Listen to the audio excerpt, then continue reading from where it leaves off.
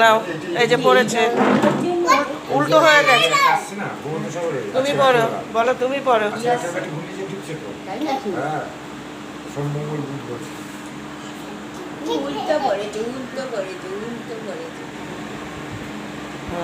রাগ করলে কিছু হবে না, উল্টো করেছে বলতে পারবো না।